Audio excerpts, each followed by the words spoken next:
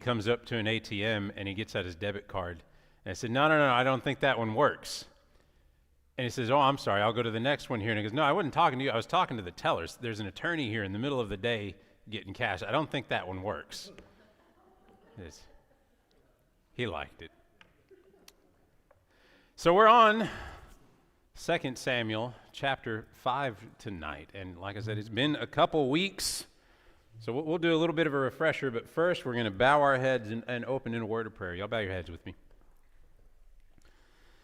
Father God, we thank you for the new year, for the safe return of your children back to Bible study, for the 2 weeks that we did have off to enjoy the festivities, Lord. But we're glad that you've brought us back here, that your holy word is still powerful, and that your children are still eager to learn. We ask that you would be with us this evening, that you would open our hearts and our minds and our ears, that we would build each other up through these. In Jesus' name we pray. Amen. So, leading up in 2 Samuel here, so far, what most recently happened?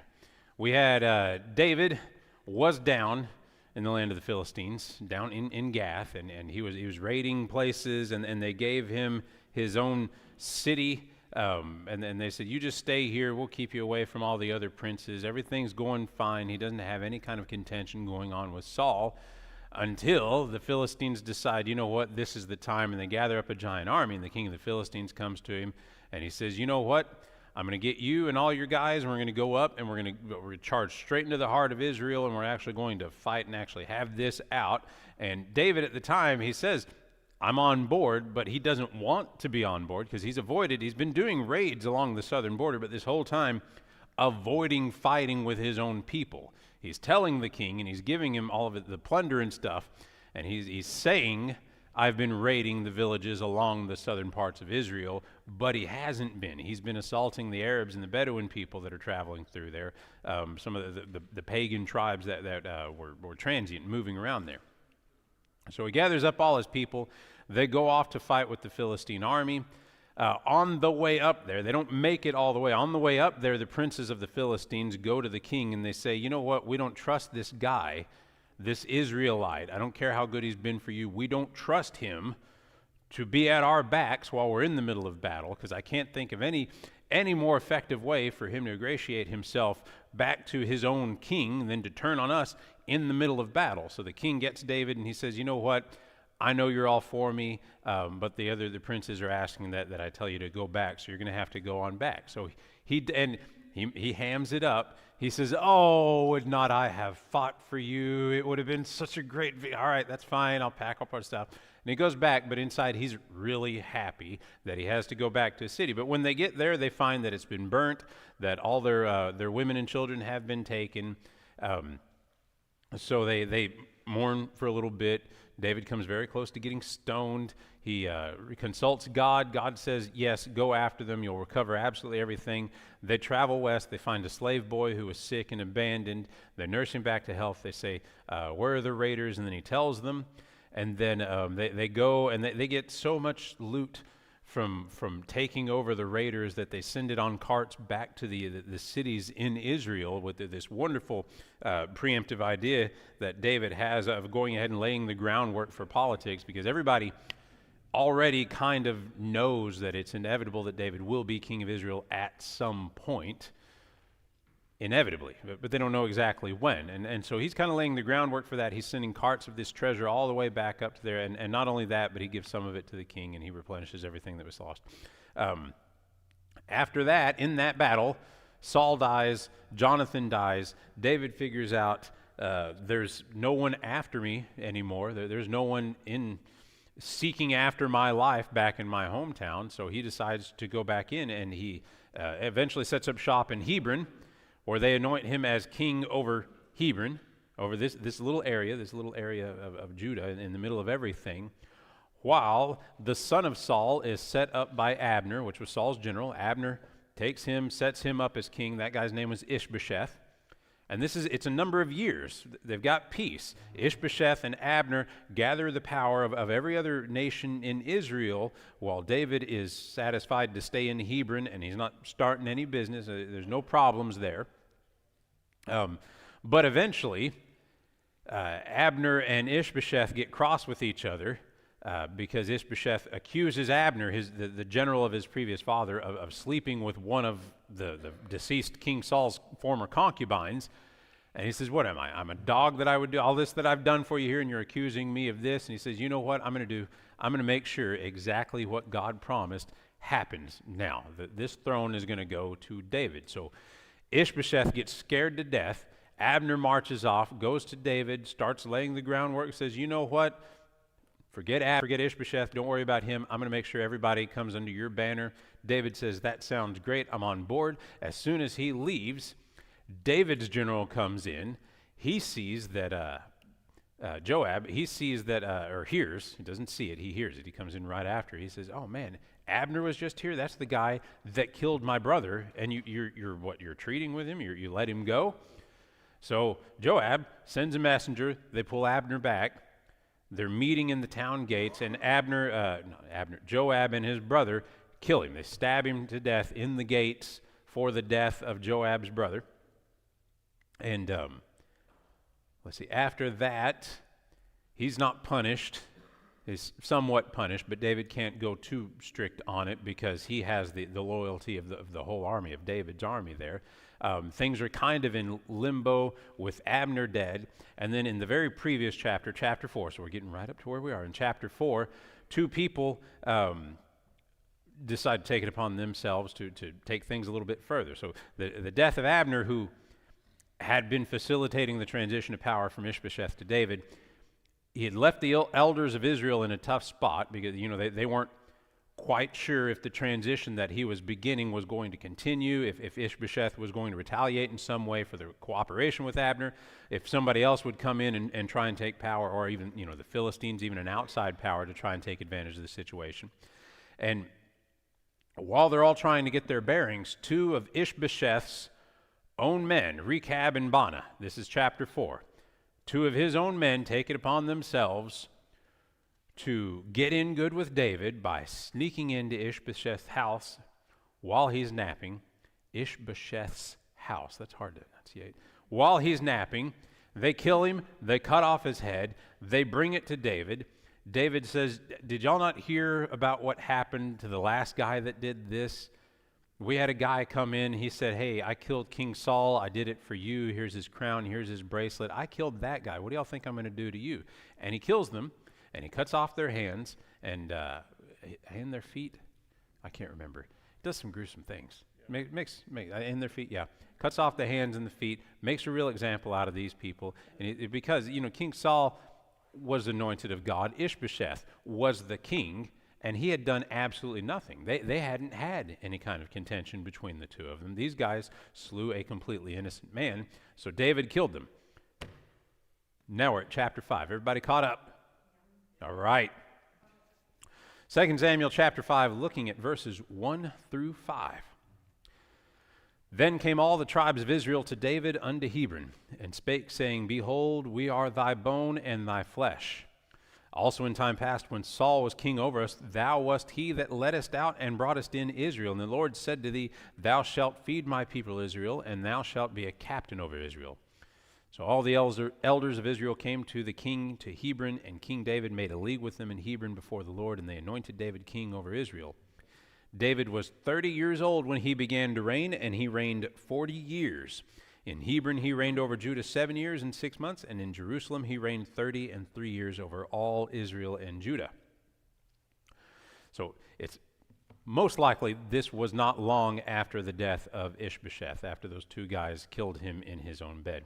The people of Israel, they gather together to make David their king, and this is not just the elders. A lot of the times when it says all of Israel gathered or something like that, all the tribes of Israel to David, that's it's hyperbole, and it's saying a lot. This is actually downplaying it a little bit. When it says that the tribes of Israel, we think it's just the elders. It's not the elders. And one of the nice things about the Old Testament, as we're going through here, is we get to see the same event very often recorded in more than one place. So for a little more flavor, a little more context on this, we go to 1 Chronicles chapter 12, verse 23. It says, Now these are the numbers of the divisions equipped for war who came to David at Hebron to turn the kingdom of Saul to him according to the word of the Lord. The sons of Judah who bore shield and spear were 6,800 equipped for war. Of the sons of Simeon, mighty men of valor, 7,100. Of the sons of Levi, 4,600. Now Jehoiada was the leader of the house of Aaron. With him were 3,700. Also Zadok, a young man, mighty of valor, and of his father's house, 22 captains. Of the sons of Benjamin, Saul's kinsmen, 3,000, for until now the greatest part of them had kept their allegiance to the house of Saul. Of the sons of Ephraim, 20,800 mighty men of valor, famous men in their father's household. Manasseh, 18,000. Of the sons of Issachar, there were 200 chiefs and all their kinsmen. Of Zebulun, there were 50,000. Naphtali was another 1,000 captains, and with them 37,000 with shield and spear. Of the Danites who could drop in battle formation, 28,600. Asher, 40,000. Reubenites, Gadites, the half-tribe of Manasseh, there were 120,000, and all kinds of weapons of war. All these, being men of war who could draw up in battle formation, came to Hebron with a perfect heart to make David king over all Israel. And all the rest also of Israel were of one mind to make David king. They were there with David 3 days, eating and drinking, for their kinsmen had prepared for them. Moreover, those who were near to them, even as far as Issachar and Zebulun and Naphtali, brought food on donkeys, camels, mules, and on oxen, great quantities of flour cakes, fig cakes, and bunches of raisin, wine, oil, oxen, and sheep. There was joy indeed in Israel. Now, I'll save you the trouble of going over there and adding it all up. It's about 340,000 people came to Hebron to install David as king over all Israel. So not just the elders like we have seen before. It wasn't just a delegation coming there, a huge crowd of people. Anybody, the soldiers that they count are those that are 20 years old and up. So it's not all of them, but it's anyone 20 years old and up that felt like coming. They said, anybody who wants to, you can all go. And they all joined David there, all the captains, all the elders, every fighting man. They go to David and they say, you are our guy, because you are our bone and our flesh. You're one of us. We've been impressed by Philistines before. We've been impressed by people of other lands, but you are one of us. They say that. They say, we know you because while Saul ruled, you were his general. We've seen you operate. You're a competent leader. You were beating back the Philistines for years and years. You've got a great track record. And then they say, God has chosen you. Now, the exact language that they quote as a divine promise made to David is not found in the Bible. So it may be an unrecorded notion from one of the prophets prior to this. It may be their understanding of the things that they have seen and what they do have record of from Samuel, maybe.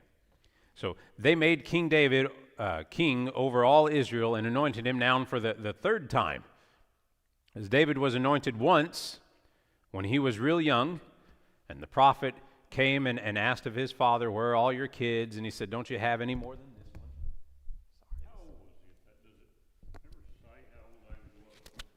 When he was first anointed? I don't remember. I don't believe so. Yeah, I know, 15-ish, I want to say, something like that. 33 now. Yeah, I think I quote an age here in a little bit, but we're all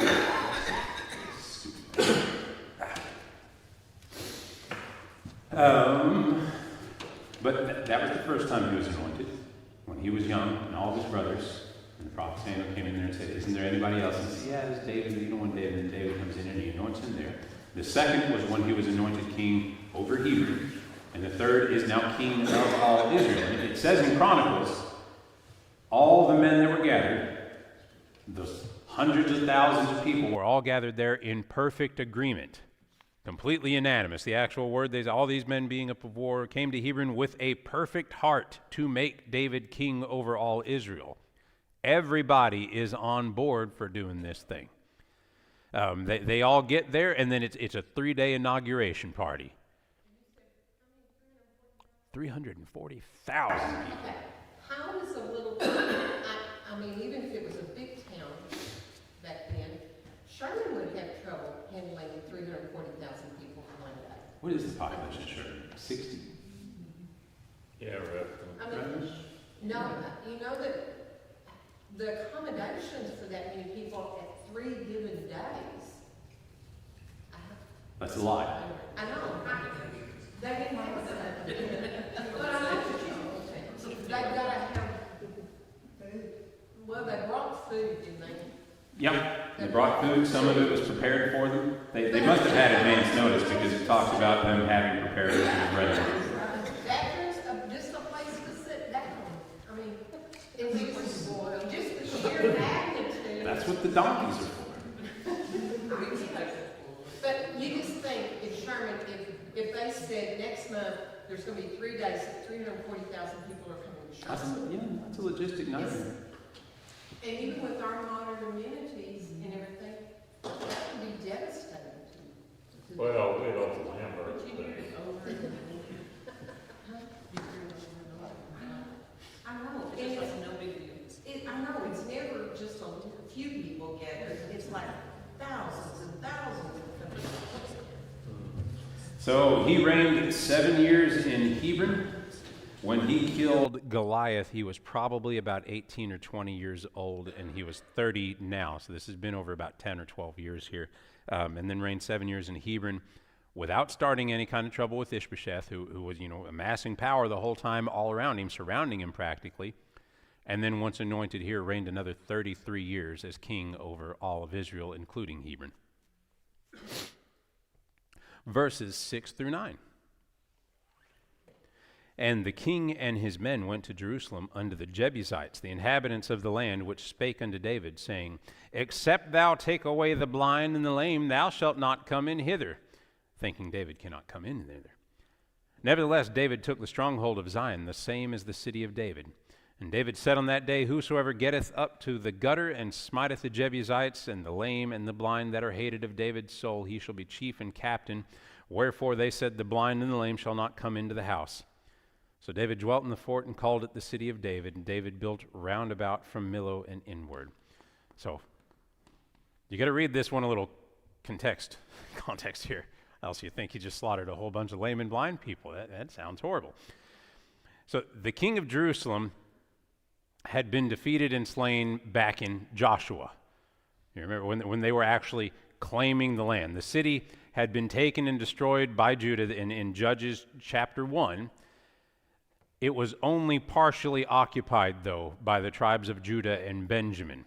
At a later time, it fell again into the hands of the Jebusites in Judges 19.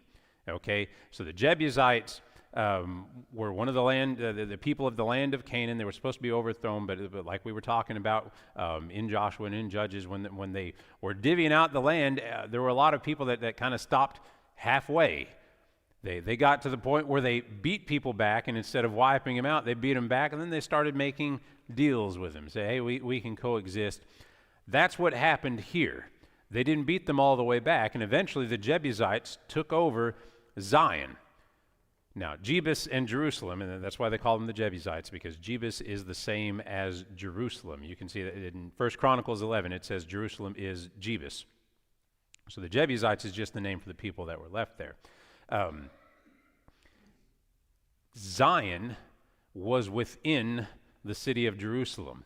The city of Jerusalem is not just a big flat plain. It actually has a couple. Zion is on a mountain within the city, not a giant mountain, granted, but a mountain to where well enough one side of it is a sheer cliff. So there is within Jerusalem a fortress called Mount Zion. And that's where these people were. And when they come up, this expedition would have taken place probably immediately after the coronation, since the length of reign over all Israel and of the reign in Jerusalem are said in 2 Samuel to be the same time frame. So since we're quoted that he was over all of it, this would be included with it. David would have seen the importance of uniting all the tribes in some kind of common action as soon as he's king. Let's get an easy win under our belt here. And he also understands that he needs a capital because Hebron is way down south in Judah. And he's down south here in Judah, and now he's king over everything above him. He needs a new capital. He can't stay here in Hebron. He needs something a little more centrally located. And so he's saying Jerusalem is the place for that. So his first act as king is to gather everyone up, go to Jerusalem, oust the Jebusites that held control of the city, and take over the main stronghold of Zion, this fortified portion of the city, which is, again, literally on a mountain in the western part of Jerusalem. And when he arrives, even with this gigantic army that he's got, the Jebusites, situated in the fortress of Zion, they taunt David. They call him all sorts of things, looking out from their walls, similar to, I know what comes to my mind when I think of that. I think of Monty Python and the Frenchman and John Cleese. Say, yeah, what's he say? Your mother was a hamster and your father stank of elderberries, and now get out of here or I'll taunt you a second time. It's something like that. It's a little oddly translated, but what it says is, except thou take away the blind and the lame, thou shalt not come in hither. What they're saying in modern language is, we don't need to worry about you. You can't even make it past the blind and the lame people of the city. Except you take out the blind and the lame people, you ain't even making it here. Our first line of defense could be blind and lame people, and they would stop you. We don't have to worry about you because you can't get past them, much less the actual warriors of the city. So despite all their bluster, they offered very little resistance to David and his army. And as verse 8 says, David told his men, whoever is able to and there's a little contention on the translation here. He's either saying to scale the water pipes and access the city through the water pipes to get in there and then kill the lame and blind people that they're talking about guarding the city, or he's saying get into the city and cast down the bodies of the lame and blind people into the water gutters. We don't know exactly what action they're talking about with the water gutters there, but when he keeps saying whoever can get into the city and kill the lame and blind people that they say are guarding the city, you're going to be promoted. That's him facetiously using the same phrase that they turned out. He said, you can't even get past the lame and the blind. He goes, all right, fine. Anybody who can go up there and get past the lame and the blind, the lame and the blind, you're going to be promoted. I'll make you captain over there. So don't think that David is for some odd reason calling out specifically actual lame and blind people in the city and saying, go kill all of them first. He's joking around with them just like they were taunting him. The men respond whenever they hear that with, absolutely, deal, we're in. And David overtook the stronghold of Zion, and from that point forward it was called the City of David. So you will see. There may have been. No, not a fortress. I can't. Just a few. I don't think of it as lame and blind. If they were out on the battlefield and they said, you ain't getting past our dogs even. We don't have to even load our gun. You aren't going to get past the first line. And the general is saying, yeah, anybody who can go over there and actually get past the dogs, kill the dogs, you're going to be promoted. So he's just using their term. Demeaning. Yeah. In the ancient world, too, people who were blind or people who were crippled or whatever were very suspect. This was a time when people wanted perfection. And so when they talk about getting a lamb to offer as a sacrifice, it had to be without spot or blemish. It had to be perfect. Because anything that was handicapped, for lack of a better word, was considered less. And that notion carried over even to the New Testament. In the book of John, Jesus' disciples come to him, there's a blind man there, and they say, who sinned? Did this man blind, did he sin or did his parents sin? And Jesus said, neither one of them. But in the old world, there was a different, they weren't like us. They had a different... Lame and blind was equated with having some kind of sin. It's the same when the man's lowered down and spit through the ceiling. Jesus looks at him and says, my son, your sins are forgiven. Right. That echoes with the man far more than him looking at him and saying, get up and walk, which I'm sure he absolutely enjoyed, but he was looking at his whole life situation. So the root of it was this sin that maybe I'm unaware of, or the sins that I am aware of, something like that, causing this handicap within me. And Jesus directly addressed that with the man first. And then he said, and just icing on the cake here. You can go ahead and get up and take your mat and walk. Questions? Verses 10 through 12. No? Was there? Linda has a question. Linda, you have the floor. Nope.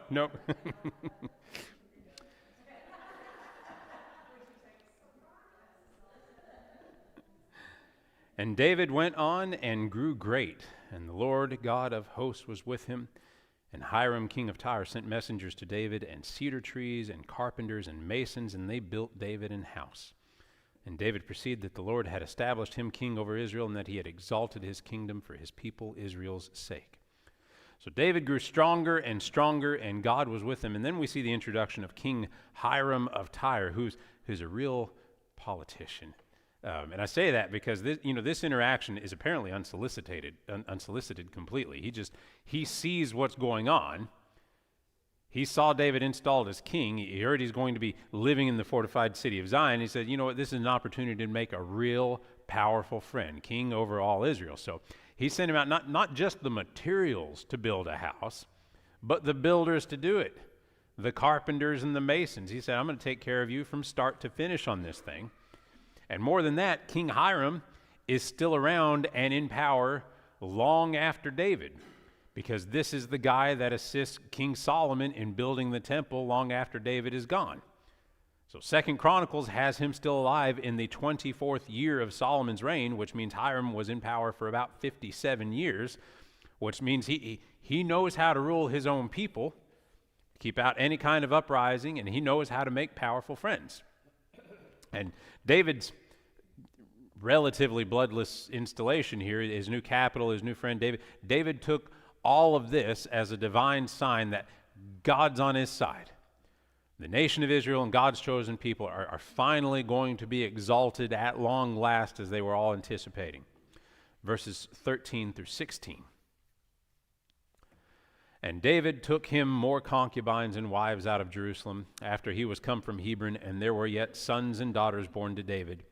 And these be the names of those that were born unto him in Jerusalem: Shammua, and Shobab, and Nathan, and Solomon, Ibhar also, and Elishua, and Nepheg, and Japhia, and Elishama, and Eliada, and Eliphalet.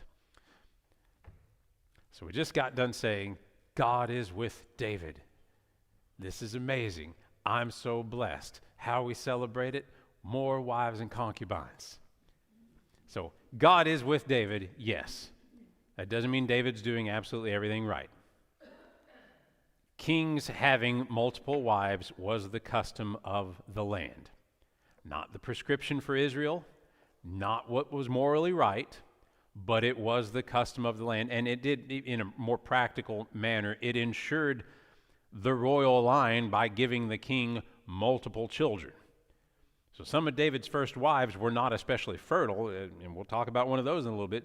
So some of the extra wives might be seen as an understandable step culturally, but there's really no excusing the extreme to which David took this. And we've discussed it before. It's expressly forbidden by God in Deuteronomy 17. You're not to multiply wives. You're not to multiply horses and chariots and things like that. God says you need to keep the pagan influence out of your life and realize that your strength of your nation is not in your horses and chariots and not in the things that you possess, but it's in God. And the growth of his harem did not seem to in any way desensitize him to the opposite sex, but it kind of made worse his inherent lust, eventually leading to his downfall, leading to the sin that he sought out with Bathsheba. Had he kept to one wife, devoted himself to one alone, whether she had kids or not, he would have been far better off. He might have been a little antsy about his line and God taking care of his kids, but he would have been far better off. And at this point in the text, the author jumps forward just a little bit for the purpose of telling us all of David's kids, because Bathsheba, who we all know, hasn't been introduced yet, but the children listed in verse 14, Shammua, Shobab, Nathan, and Solomon, those are all born of Bathsheba. So it's just saying that David, it's just listing out all of his kids right there. Can you tell? No. Okay. Because I figured if they were... Get yourself another preacher. No. No, I figured if he had any daughters, they probably didn't even list them. No. No, they usually just say, and Yeah. any daughters. Yeah, they usually don't list So them. he probably actually had more than this, just do better than their son. Well, Yeah, it but is those- because the ones that he raped his sister, his half-sister. Yeah. And They got all up in arms about it, but it was the only reason that she was ever mentioned was because of what was done to her. Yeah, but those guys are not, those sons are not listed in that. Yeah, that was Reuben? No. You hear Lisa?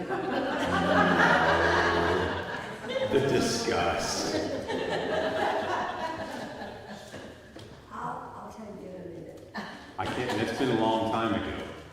They went, they approached the city, they said, we will welcome you in, but all of you got to be circumcised. They did it, they waited 2 days, and then I want to say it was Reuben. Those were David's sons. I didn't say David's sons. No, I think they're talking about, because that was the one, their sister was raped, and that's when, and the boy said he was in love, so they went to that city. No, I'm talking about David's son. No, I'm back on the tribes of Israel. Okay, yeah. I didn't realize that, and I thought. I know. I or you wouldn't yell at me. Okay. Verses 17 through 21. But when the Philistines heard that they had anointed David king over Israel, all the Philistines came up to seek David, and David heard of it and went down to the hold. The Philistines also came and spread themselves in the valley of Rephaim. And David inquired of the Lord, saying, Shall I go up to the Philistines? Wilt thou deliver them into mine hand? He probably said it a little more seriously than that.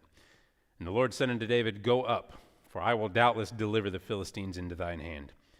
And David came to Baal-perazim, and David smote them there, and said, The Lord hath broken forth upon my enemies before me as the breach of waters. Therefore he called the name of that place Baal-perazim. And there they left their images, and David and his men burned them. So the Philistines, David's old stomping grounds, the soldiers back there, they hear that David has been made king of all Israel, and they don't like it. And it's been years since David left the Philistines. He went from their land to be king in Hebron shortly after the battle that claimed the lives of Saul and Jonathan. So this incursion here, this is not because David betrayed them. It's because he's gaining power. There is a unified king in the land of Israel now. He's united all of them under one common banner, and the Philistines have not had an enemy like that in a long, long time. Somebody that could genuinely rival them or just stomp them out completely if they wanted to. So David hears what the Philistines are doing, and it says he went down to his hold. And honestly, we don't know if that means the cave of Adullam, because he spent time there whenever he was running from Saul. It may mean the fortress of Zion. So he leaves his fancy house to go to Zion or some stronghold near the valley wherever the Philistines were gathering. Regardless, he went down. He consulted with God either through his own prayer, or he still has Abiathar, the chief priest, and the Urim and the Thummim. So however he consults with God, God says, Go up, because I will hand the Philistines over. Surely will hand the Philistines over to you. And David fought with the Philistines of the valley, smote them soundly, called the name of the place Baal-perazim, which means a place of breaches, or possessor of breaches. But it has no reference to Baal. Normally when we see Baal, Baal Peor, Baal in a name, it's talking about the actual Baal. This is not Baal. That it is a different meaning for the word Baal there. And when the Philistines were wiped out, they find images, they find teraphim, they find idols that the Philistines had brought with them to ensure their victory. David found them in the battlefield and burned them. So while he may be less than righteous with his numerous wives, he at least has not yet turned to outright idolatry, which would have tripped up some other kings. Verses 22 through 25 to finish the chapter. And the Philistines came up yet again and spread themselves in the valley of Rephaim. And when David inquired of the Lord, he said, Thou shalt not go up, but fetch a compass behind them, and come upon them over against the mulberry trees. And let it be, when thou hearest the sound of a going in the tops of the mulberry trees, that then thou shalt bestir thyself. For then shall the Lord go out before thee to smite the host of the Philistines. And David did so as the Lord had commanded him, and smote the Philistines from Geba unto thou come to Gazer. So the first battle was just the first wave. The Philistines gathered themselves up again with reinforcements, no doubt, this time. They go back to the very same spot to battle with David. David inquires of the Lord again, Should I go out to meet them in battle? Are you going to hand them over to me? And the God says, real quick, let's change it up this time.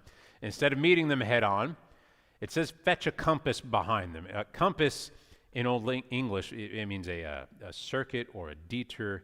It's saying that instead of head on, make a detour behind the Philistines. There's a grove of baka trees there, mulberry trees. And he said, you hide out over there. God tells him you're going to hear the sound of a great going through the tops of the trees, like an army marching. You'll hear it blow through the tops of the trees when they're gathered. The trees will shake, but the sound going through the tops of the trees is going to be an unnatural, marching, heavy sound, and you'll know it. It's not going to be the whisper of a gentle breeze. You'll hear the roar of an army marching through, and that's going to be your sign. And when that happens, David, you're going to stir yourself and your army. You'll go in, you'll smite the host of the Philistines. And David did so, and it was exactly as the Lord said. That's 2 Samuel chapter 5. Yeah, we'll get into this one. 2 Samuel chapter 6, unless there's any questions. Yes, ma'am. Okay, you're right. The Lord spoke to David, and that's a long, drawn-out, detailed answer. How did you do that? We don't know. Well, we don't, because Why don't you talk to us? you don't know how he's talking to him. You can't say he should talk to us like that. We don't know how the Urim and Thummim specifically were used, if that's how they were actually consulting God. The casting of lots that they used to, whenever they conquered Canaan and started throwing out around who's going to go where, there is some divinely manipulated tool that they had in the casting of lots that would tell them specifically God's will. Now, if that comes in the form of asking a yes or no question and then casting out the lots and you get an answer, then you'd be there a while asking a whole bunch of yes or no questions to see how things are going there. It is possible as well that when they say they consulted God, it could have been Abiathar, it could have been David, it could have been a dream, it could have been a vision. God has communicated with them in all those ways. The only problem is most of the time when we see that, we see, and God said to him in a vision. They consulted with God, and we get more detail in it. I can't tell you how they're doing it right here. God may very well have told them specifically what's going on. I don't know. Yes, that's specific, but it's the same thing. You know, when Jacob was working for his father-in-law, and God somehow told him how to breed striped and spotted animals back and forth so that he could increase his herd while decreasing his father-in-law's herd. I don't know how God communicated that. Every now and then these people come up with some very detailed and elaborate plans, and they tell us God gave it to them. Now, I don't know what that looks like. I don't know that we need to know, honestly.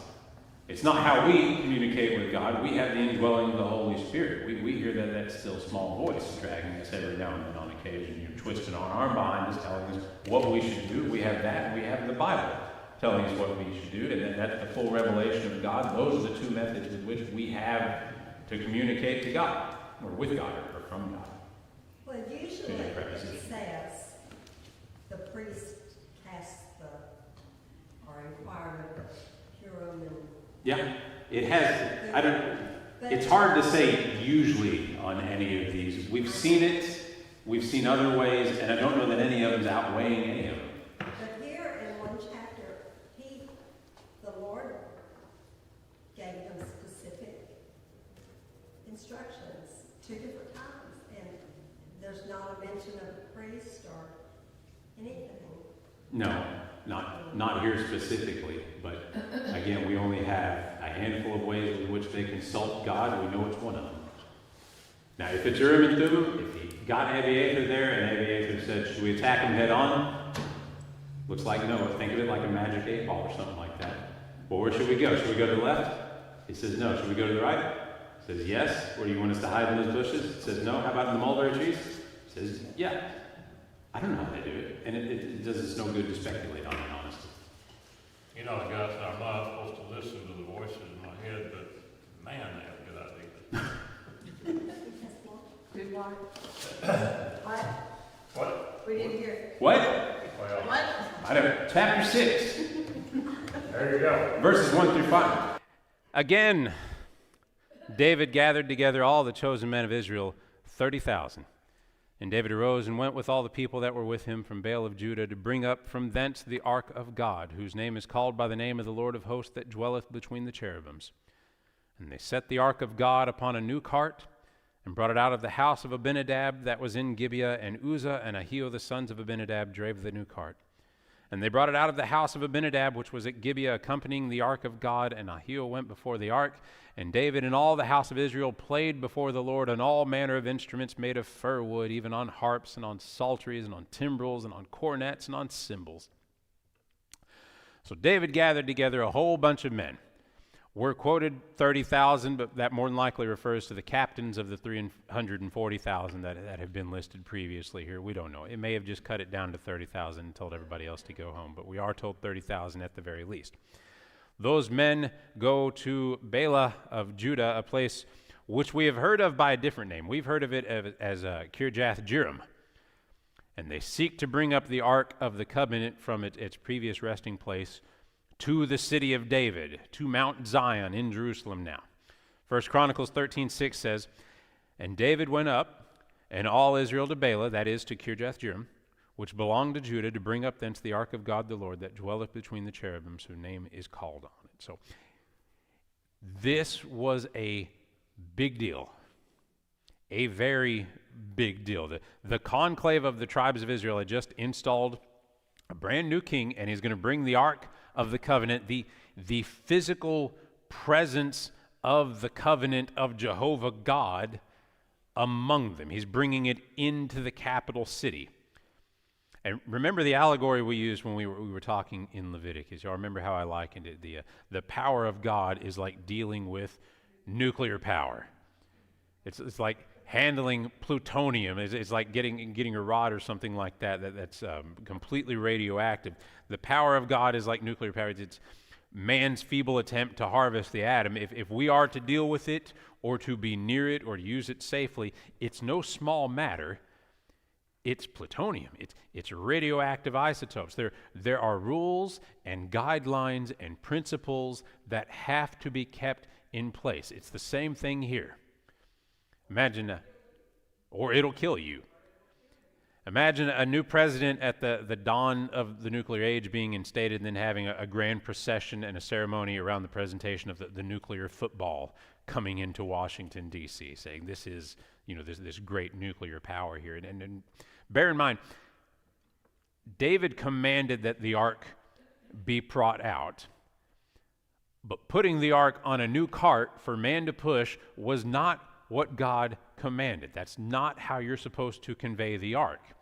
As it says, not only are you supposed to, how it was to be built and how all of the temple around it was to be built, but then there were two giant poles of shittim wood, and it specifically says on which to convey the ark. And there will be people specifically whose job it is to carry the ark. Now, putting it on a brand new cart, that is an elevation of what normal cargo would see. They're not just treating it like an old chest of drawers or something like that. But God said in Numbers chapter 7, the ark is to be conveyed by the Levites, specifically by the family of the Kohathites, suspended by two poles of shittim wood, and it doesn't give any variation on the transport in those verses. If you're moving the ark, that's the way you're supposed to do it. So when David commands that the ark be carried on a new cart, that's neat, but it doesn't mean anything to God. That's like talking about nuclear power. It's like saying, hey, we've got all these new radioactive rods that we're taking out of this old power plant to bring to a new power plant, and I have bought a brand new Ford F-350 to carry them all the way over there. Neat, but doesn't do anything to protect you against what's going on here. We can't make up our own standards on things like this, right? So they take the ark from the house of Abinadab, where it had been kept for 70 or 80 years. It's been here a long time, since the Philistines captured it and were stricken by growth. Y'all remember that? We want to go back into that? Nope, all right. They sent it back, they sent it back on a brand new cart too. And there was a cart drawn by a cow that had two brand new calves, and they pointed it in a direction, and it just kept on going until it hit a rock. And the people who saw it said, oh, it's the ark. And they eventually, either from looking at it or looking in it, we don't know exactly, the ark there killed 50,000 Israelites in Beth Shemesh who dared to breach decorum by even looking at it or looking in it, depending on how the preposition's translated. So the descendants of Abinadab, Uzzah and Ahio, who may have been sons or grandsons, depending on how the word's translated there, they're put in charge of the cart. They've seen the ark. They have some reverence for it. It's been in their dad or their granddad's house this whole time. They're put in charge of the cart. And it seems odd that David and his company, would deviate so far from what's prescribed for the ark, except to remember that it's been so long in the same place, 70 or 80 years. Abiathar is the only priest that they have. It's been there long enough. I don't think anybody's ever seen it moved. Yes, ma'am. It also doesn't say that David inquired of the Lord about bringing the ark back. No, he just decided to do it.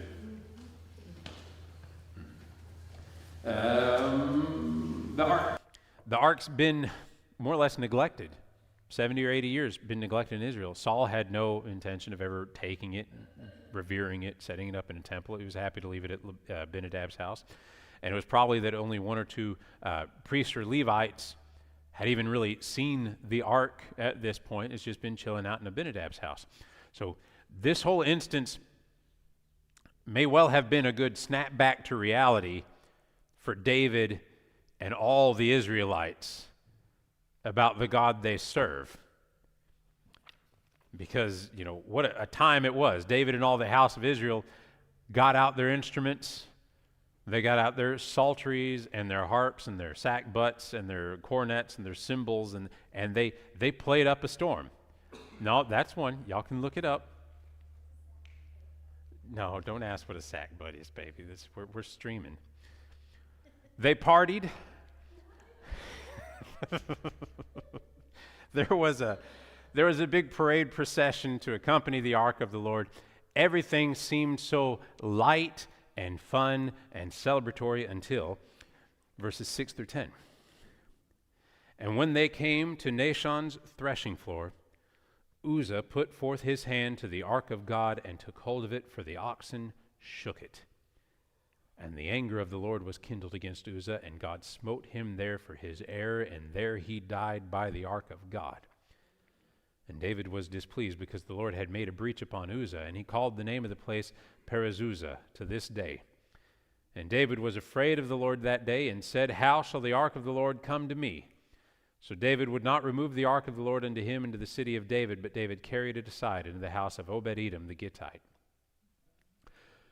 So in all their jubilation, all the fun that they were having, parading around and playing their instruments of various names, all sorts of different instruments, when the procession reached the threshing floor of Nashon, which is an entirely unknown location, we have no idea where exactly this happened, the oxen shook the cart as it's making its way along the path, and Uzzah, not wanting the ark to fall in the mud, a completely noble thought, reached out his hand to steady the ark and make sure it did not fall from the cart, and the anger of the Lord spilled forth onto Uzzah.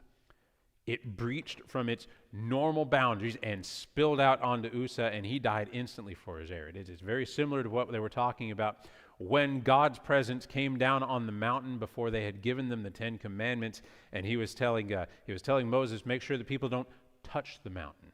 Make sure their animals don't touch the mountain even. In fact, you go and you put up a rope around the base of the mountain so that nobody accidentally touches it, because I don't want my righteousness to spill forth. It's the same phrase there, to spill forth onto these people. We don't want somebody accidentally dying, because again, it is the power of God. It's like one of them finding a nuclear rod out in the middle of a field and picking it up and going, neat, what's this? And then they're dead. So the anger of the Lord spilled forth onto Uzzah, and he died for his error. And what was his error? Touching the ark.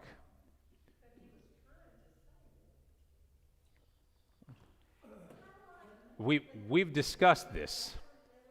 They stood up next to us in the car. There was no such thing as a car seat. And if we had to brake fast, what do? We'd put our arm in. So it was kind of a reflex. It is kind of a reflex. We've talked about this before. You remember King Saul? When King Saul had the kingdom still, and he's waiting on the prophet to arrive, and he still hasn't arrived, and days have gone by, and his army's starting to leave, and the Philistines are gathered there, he says, I know for sure this is what God would want. I presume to know the heart of God on this issue. Surely he would want me to go ahead and offer this sacrifice. Surely God wouldn't want to see my army leaving. Surely God, even though he has commanded this, wouldn't want this. That's the same mindset here. Surely God wouldn't want his ark in the mud, whatever he's commanded. Because it does say in the Old Testament, do not touch the ark. It tells them, you carry it around on poles, you don't touch the thing.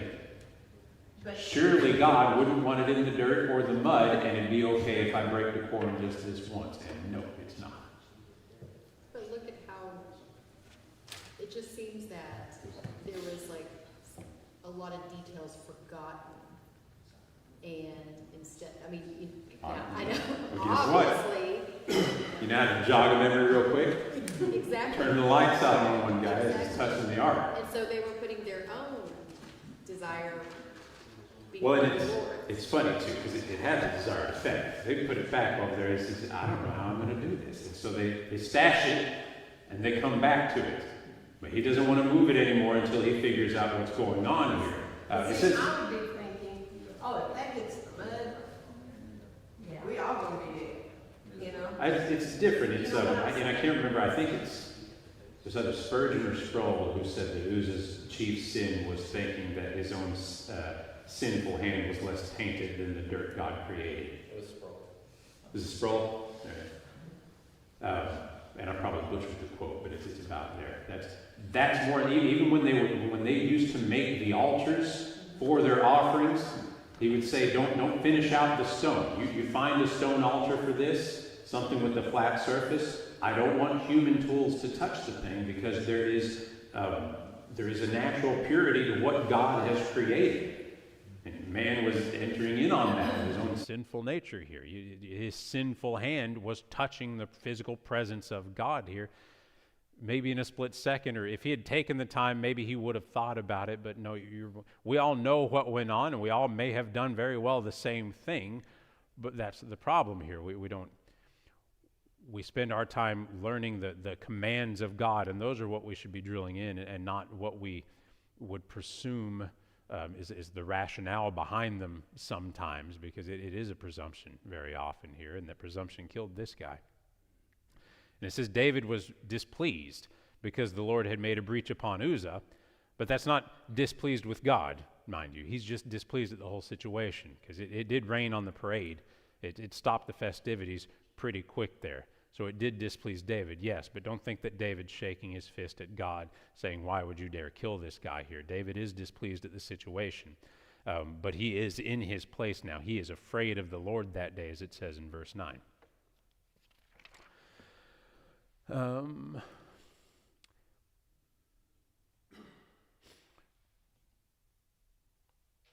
had all these notes, and we've talked about every bit of this. So David, whenever this happened, David calls an audible. They leave the ark in the house of Obed-Edom the Gittite, a Levite of the house of Kohath, which is the same people that were supposed to be taking the ark back and forth. So he finds a good place to stash the ark here. He's living near Jerusalem, and it's a place where the ark could be safely stored until David figures things out.